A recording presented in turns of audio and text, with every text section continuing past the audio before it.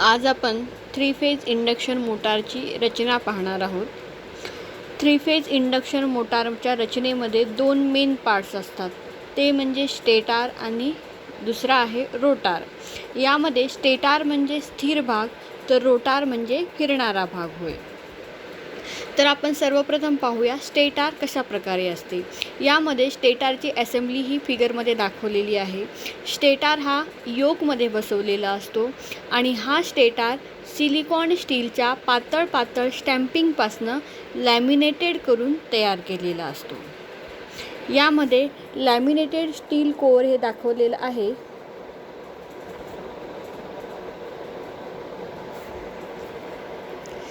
स्टेटार कशापासून बनवलेला असतो तर सिलिकॉन स्टीलच्या पातळ स्टॅम्पिंगपासून लॅमिनेटेड करून हा बनवलेला असतो.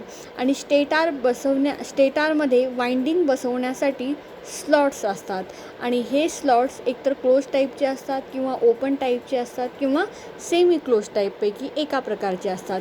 आणि त्या स्लॉट्समध्ये ही थ्री फेज वाइंडिंग जी काही थ्री फेज वाइंडिंग असते त्या स्लॉट्समध्ये थ्री फेज वाइंडिंग करून वाइंडिंगचे टोके हे योकवरील टर्मिनल बॉक्समध्ये आणलेली असतात. अशा प्रकारे या स्टेटारची रचना असते.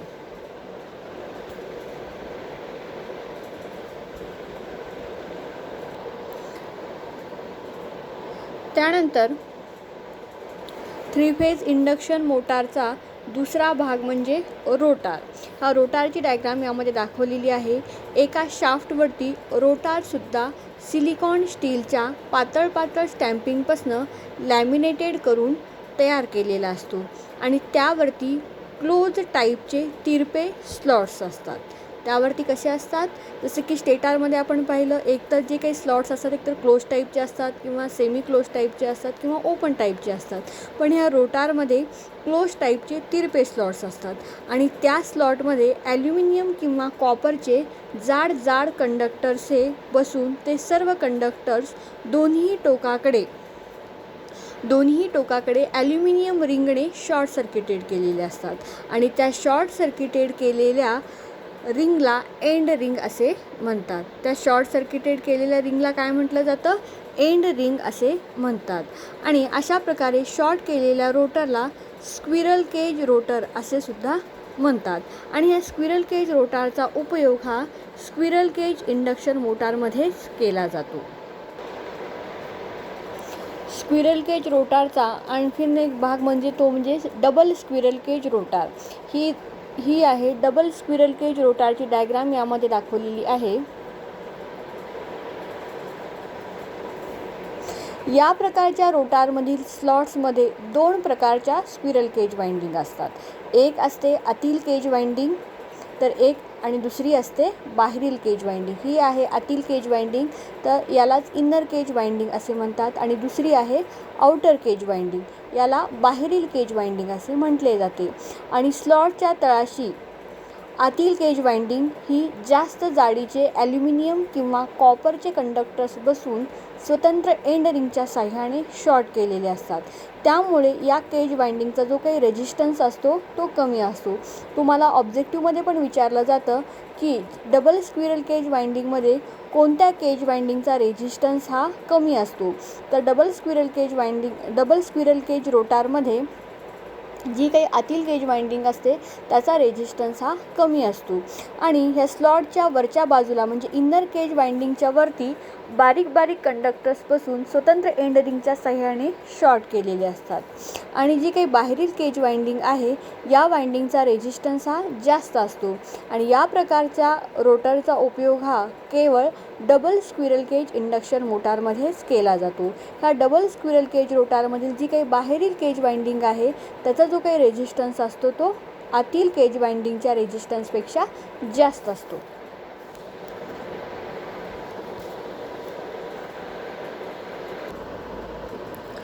त्यानंतर रोटारचा दुसरा प्रकार आहे तो म्हणजे वाऊंड रोटार.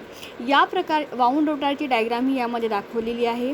या प्रकारच्या रोटारसाठी पोकळ शाफ्टवरती रोटारची ही उभारणी केलेली असते आणि यावरती एकतर सेमी क्लोज टाईप किंवा ओपन टाईपचे स्लॉट्स असतात आणि आपण पाहिलेलंच आहे की या स्लॉट्समध्ये काय केलेलं असतं, तर या स्लॉट्समध्ये जी काही वाइंडिंग आहे, 3 फेज वाइंडिंग आहे ती या स्लॉट्समध्ये केलेली असते. स्टेटार वाइंडिंगमध्ये जेवढ्या पोलची वाइंडिंग केलेली असते तेवढ्याच पोलची वाइंडिंग ही रोटारमध्ये सुद्धा केलेली असते आणि ही रोटार वाइंडिंग नेहमी स्टारमध्येच जोडलेली असते. रोटार ज्या शाफ्टवरती बसवलेला असतो त्याच शाफ्टवरती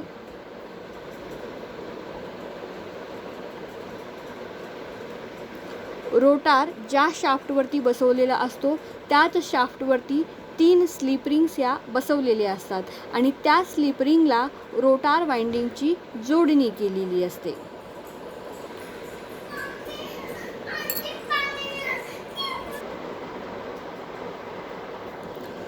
आणि यामध्ये बाहेरून स्टार जोडणी केलेले 3 रेजिस्टन्स हे ब्रशेसमार्फत स्लिप रिंगला जोडण्याची व्यवस्थाही केलेली असते. स्टार जोडणी केलेल्या रजिस्टरमार्फत रोटार वाइंडिंग ही शॉर्ट करता येते आणि या प्रकारचा जे काही रोटारचा उपयोग आहे ते फक्त स्लिप रिंग इंडक्शन मोटारमध्ये केला जातो. यानंतर आपण पाहणार आहोत 3 फेज इंडक्शन मोटारची कार्यपद्धत. आता यामध्ये जी काही आकृती दाखवलेली आहे यामध्ये आपण पाहणार आहोत की रोटार का आणि कसा फिरतो. आपण पाहिलेलं आहे की आता ही आपण पाहूया सर्वप्रथम की 3 फेज इंडक्शन मोटारची कार्यपद्धत कशा प्रकारे आहे. आपल्याला माहितीच आहे की 3 फेज इंडक्शन मोटारमध्ये 2 मेन पार्ट्स असतात, एक म्हणजे स्टेटार आणि दुसरं म्हणजे रोटार.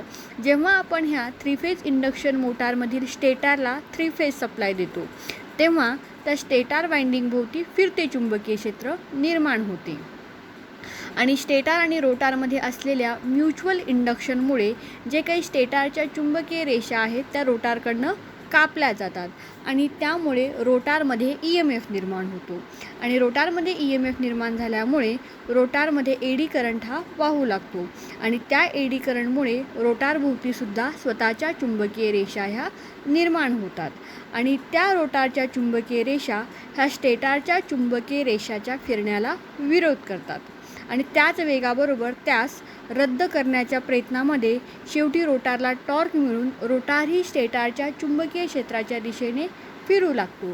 परंतु रोटारचा जो काही वेग आहे तो नेहमीच स्टेटारच्या वेगापेक्षा कमी असतो आणि अशा प्रकारे जेव्हा 3 फेज मोटारचा रोटार फिरून रोटारच्या शाफ्टवरती आपल्याला यांत्रिक शक्ती मिळू लागते.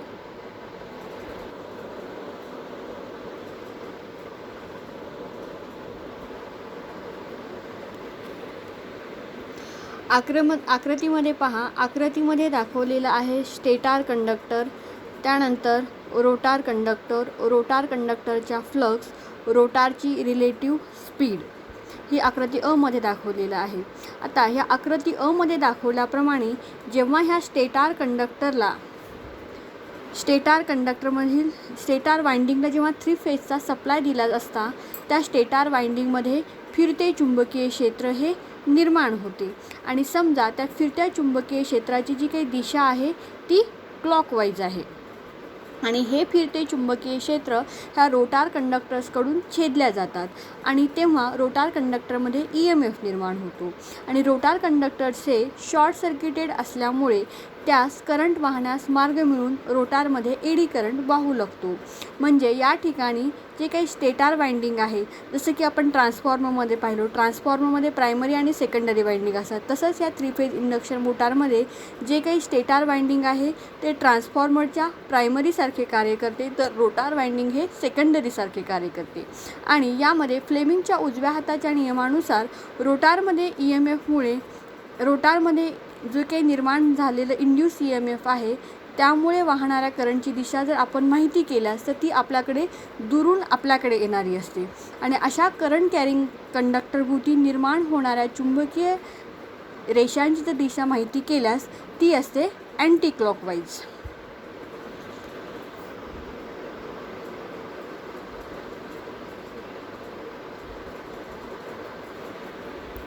आकृती ब मध्ये पहा. आता आकृती ब मध्ये जेव्हा स्टेटर फील्डचा फ्लक्स आणि रोटार फील्डचा फ्लक्स, या स्टेटर आणि रोटार फील्ड फ्लक्समध्ये परस्पर परिणामामुळे ह्या रोटार कंडक्टर्सला एक फोर्स भेटतो.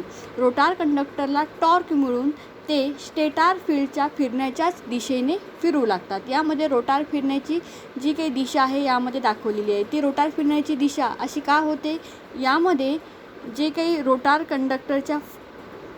कंडक्टर्सला टॉर्क मिळतो आणि रोटार कंडक्टरला टॉर्क मिळाल्यामुळे तो रोटार स्टेटर फील्डच्या फिरण्याच्या दिशेनेच फिरू लागतो आणि त्यामुळे आपल्याला रोटारच्या शाफ्टवरती यांत्रिक शक्तीही मिळू लागते.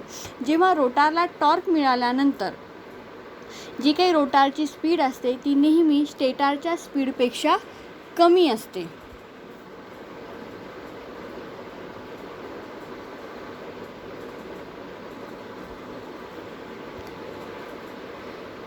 यामध्ये जेव्हा रोटारला टॉर्क मिळाल्यानंतर जी काही रोटारची स्पीड असते ती रोटारची स्पीड ही नेहमी स्टेटरच्या स्पीडपेक्षा कमी असते.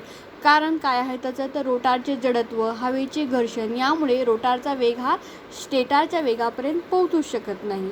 आणि जर यामध्ये रोटार स्पीड आणि स्टेटर स्पीड दोन्ही जर सारखीच झाली तर स्टेटर आणि रोटार यांच्या स्पीडमध्ये रिलेटिव्ह स्पीड ही राहत नाही. आणि जर सपोज दोन्ही स्पीडमध्ये फरक नसेल तर स्टेटरच्या फ्लक्स या रोटारकडून छेदल्याच जाऊ शकत नाही. त्यामुळे त्यामध्ये म्युच्युअल इंडक्शन हे होऊ शकत नाही आणि रोटार कंडक्टरमधून करंटही वाहू शकत नाही. आणि जर करंट वाहिला नाही तर रोटारला टॉर्क मिळणार नाही आणि यासाठीच रोटार स्पीड आणि स्टेटर स्पीड यामध्ये फरक हा असतोच.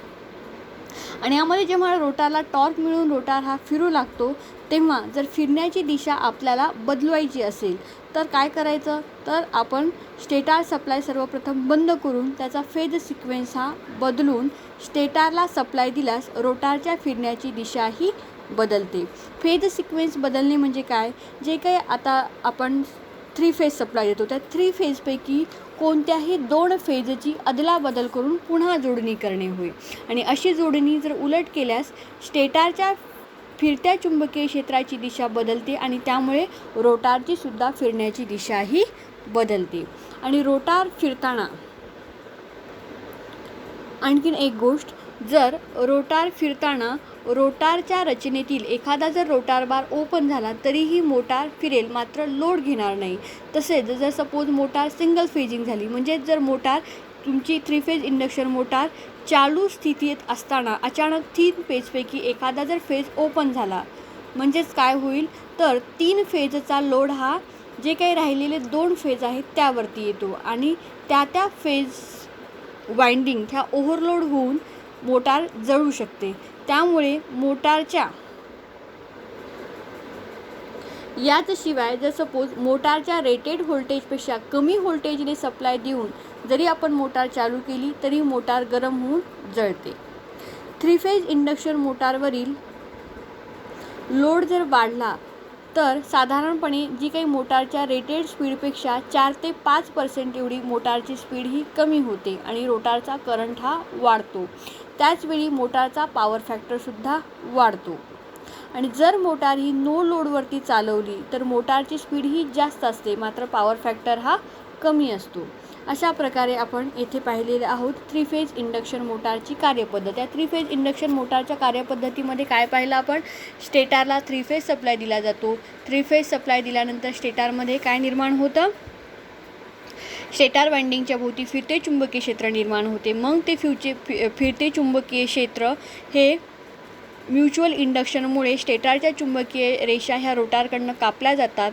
त्यामुळे रोटारमध्ये EMF निर्माण होऊन रोटारमध्ये एडी करंट वाहू लागतो. त्या एडी करंटमुळे रोटारच्या भोवतीसुद्धा स्वतःच्या चुंबकीय रेषा निर्माण होतात आणि लेन्झच्या नियमानुसार त्या रोटारच्या चुंबकीय रेषा ह्या स्टेटरच्या चुंबकीय रेषाच्या फिरण्याला विरोध करतात आणि त्याच वेगाबरोबर येऊन त्यास रद्द करण्याच्या प्रयत्नामध्ये रोटारला टॉर्क भेटतो आणि रोटारसुद्धा स्टेटरच्या चुंबकीय क्षेत्राच्या दिशेने फिरू लागतो. परंतु जो काही रोटारचा वेग असतो तो नेहमी स्टेटरच्या वेगापेक्षा कमी असतो. अशा प्रकारे जे काही 3 फेज मोटारचा रोटार फिरून आपल्याला रोटारच्या शाफ्टवरती यांत्रिक शक्तीही मिळू लागते. अशा प्रकारे या 3 फेज इंडक्शन मोटारची कार्यपद्धत आहे.